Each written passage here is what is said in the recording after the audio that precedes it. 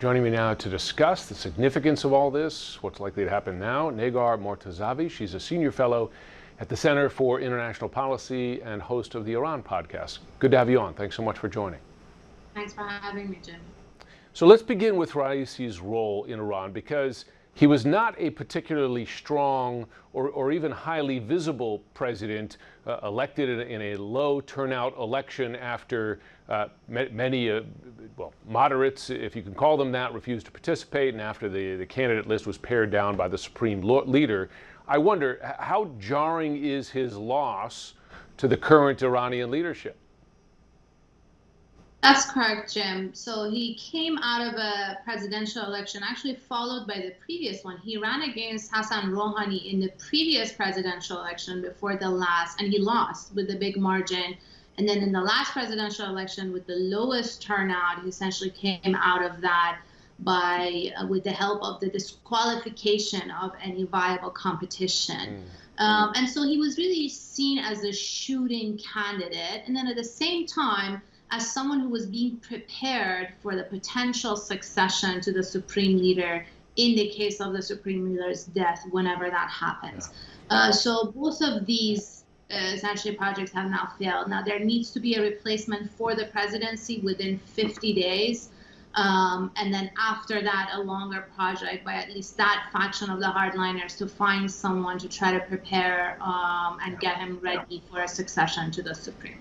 We should note that he was known by the moniker from his critics as the Butcher of Tehran, responsible, and I've spoken to Iranian dissidents who held him responsible for just brutal and bloody crackdowns on dissidents and any really dissent in the country.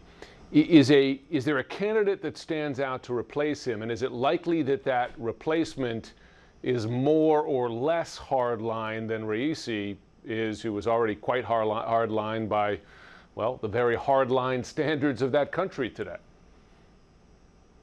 Yes, Jim. So he not only oversaw the crackdown of the Women Life Freedom movement in 2022, but also had a track record since the 1980s, the early times after the revolution, and as part of essentially was for a long time in the Iranian judiciary system. So oversaw that, as you said, also dissidents have been pointing out to that. The replacement will most likely, as in who is allowed to run even, will most likely be another regime insider, another political hardliner. I don't think the regime is going to let this become an opening, a moment for unification, allowing any moderates or hardliners to run, or risking sort of another moment for uprising. I think they want this to be uneventful and get it done with as soon as possible to replace the president and continue without disruptions. Right. However, the hardliners, the potential contenders, may not be as conservative, because Raisi was also an ultra-conservative, essentially religious clergy from the religious city of Mashhad. So the contenders may be somewhat different on that sense, in a social and cultural sense, in the policing of the lifestyle, not just the attire, but the lifestyle of young Iranians, the new generation. So we could see a little bit of opening and shift when it comes to that side of the domestic politics. And we should note any opening like that is an opening, perhaps a tiny opening in the midst of what has been a long decline in terms of personal freedoms in the country. Negar Mortazavi, thanks so much for joining and helping us understand this. Thanks for having me.